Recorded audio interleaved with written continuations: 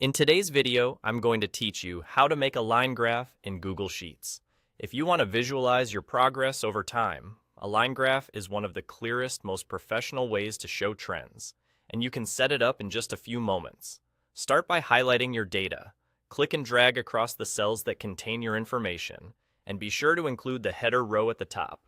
Those headers tell Google Sheets what to use for your axis labels and the legend, so names like date and sales or month and visitors really matter. As you select, keep your labels short and clear, and make sure the values you want to plot are next to the categories or dates they belong to. If your sheet includes dates or times, confirm they're formatted as actual dates or times so the graph reads them correctly. A clean selection without stray blank rows or extra notes will give you the best result. With your data highlighted, go to the Insert menu and choose Chart. Google Sheets will immediately create a chart for you. Often it guesses the right type based on your data, but if it doesn't show a line graph, don't worry. Look to the Chart Editor panel on the right side of your screen. Under Chart Type, change the selection to Line Chart.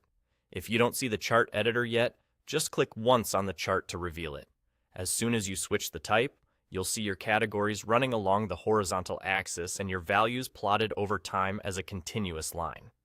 To make the chart even easier to read at a glance, head to the Customize tab in the Chart Editor and turn on Points. This adds a small dot at each data entry along the line. Those dots help your audience pinpoint the exact moments where your numbers changed, and they make it simple to reference the precise value for any given date or category.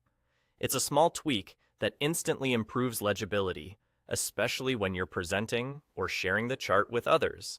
And that's it.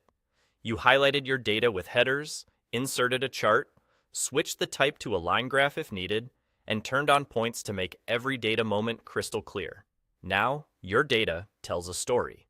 Follow for more Google Sheets visualization tips.